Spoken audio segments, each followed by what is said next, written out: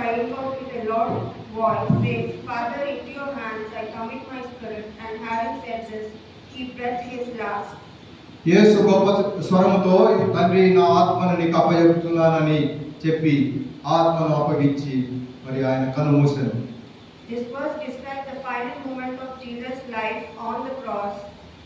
ఈ యొక్క వాక్యము ఏమి చెబుతుందనంటే దేవుడు ఆ యొక్క శిలువలో ఆయన పలికిన ఆ యొక్క శుభప్రదమైన మాటను మనకు తెలియజేయచ్చు ఉన్నది. Jesus' final words are a powerful expression of faith and trust in God.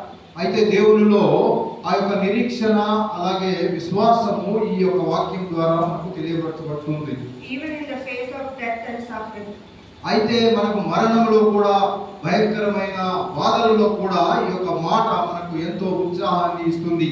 The significance of the word Luke 23:46 is this: trust in God.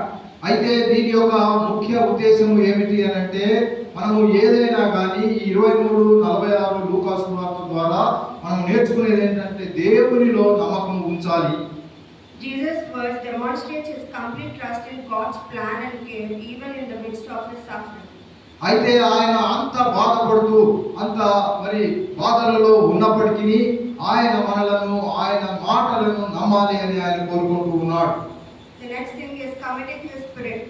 ఆయన యొక్క ఆత్మను అప్పగిస్తూ ఉన్నాడు అనేది రెండవదిగా మనం చూస్తూ ఉన్నాం. By saying, into your hands I commit my spirit, Jesus entrusts his soul to God's care, signifying his belief in the eternal life. అయితే ఆ యొక్క పరలోక ఆ యొక్క జీవితం గురించి ఆయన నమ్మకం ఉంది కనుక ఆయన తన ఆత్మను దేవునికి అప్పజెప్తూ ఉన్నట్లు మనం గమనిస్తున్నాం ప్రియ దేవుని బిడ్డలారా. The other significance of this word is model for believers. అయితే ప్రియ దేవుని బిడ్డలారా ఇంకొక ప్రాముఖ్యమైన విషయం దీంట్లో ఏమిటి అని అంటే విశ్వాసులుగా దేవుని సన్నిధిలో ఉండడం గురించి. Christians are encouraged to emulate Jesus' trust in God even in difficult circumstances.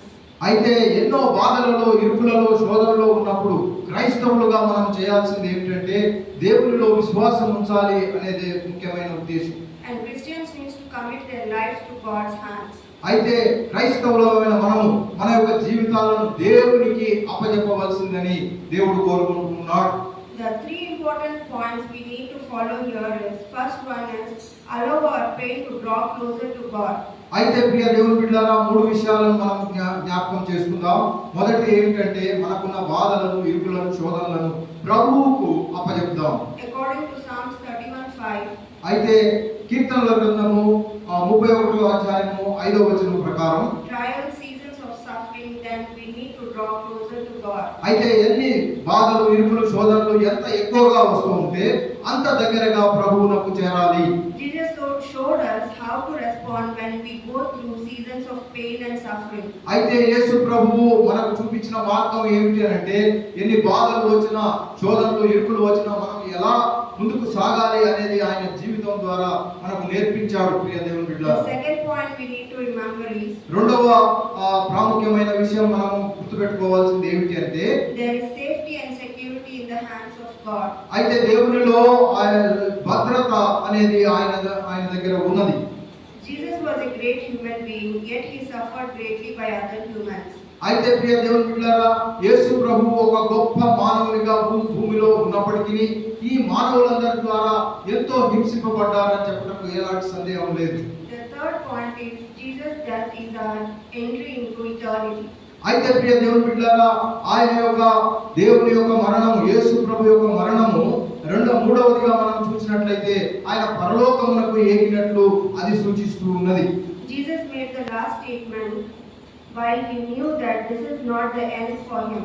అయితే ఇది ఈ యొక్క మరణము ఇది సమాప్తమైనది అంటే చివరిది కాదు కానీ ఆ తర్వాత పరలోక రాజ్యం ఉన్నది అని దాని యొక్క తాత్పర్యం. Even though he would go under the grave, he knew that he would rise again. అయితే ఆయనను భూస్థాపన చేసి ఆ భూమిలోనికి వెళ్ళినప్పటికీ కూడా ఆయనకు తెలుసు ఈ భూమిలో నుండి నేను ఒక లేస్తాను మూడవ దినమని. Therefore I conclude by saying this word. అయితే ఈ విషయాలను చెప్తూ సమయం లేదు కనుక నేను ముగించబోతున్నాను ప్రియ దేవుని బిడ్డలారా. May this word give you assurance. అయితే ఈ మాటలన్నీ కూడా మనకు ధైర్యం తెస్తున్నాయి. May it give you the encouragement and hope. అయితే మనందరికి కూడా ఒక ధైర్యాన్ని, ఒక ప్రోత్సాహాన్ని ఈ యొక్క మరణం మనకు తెలియజేస్తున్నది, క్రీస్తు మరణం. Even though our physical bodies might break down, అయితే మన యొక్క శరీరము ఎంతో బాధలతో, ఇరుకులతో, శోధనలతో, అనేక శరీర బలహీనతలతో ఉన్నప్పటికీ, but our spirit lives on eternity. అయితే మన యొక్క ఆంతరంగిక పురుషుడు మాత్రం పరలోక సంబంధమైన ఉద్దేశం కలిగి ఉంటాడు. నమ్మేవారు ఆమేన్ చెప్పండి. ఆమేన్. Amen. Hallelujah. Because of the death of the resurrection of the Jesus Christ. అయితే యేసు ప్రభు యొక్క మరణ పునరుత్థాన ద్వారా ప్రియ దేవుని బిడ్డలారా, ఈ యొక్క మరి మనకు ఆ యొక్క పరలోక భాగ్యము మనకు దేవుడు అనుగ్రహిస్తూ ఉన్నాడు.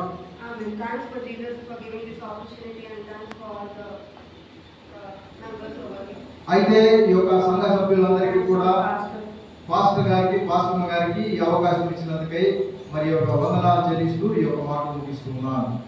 Everyone.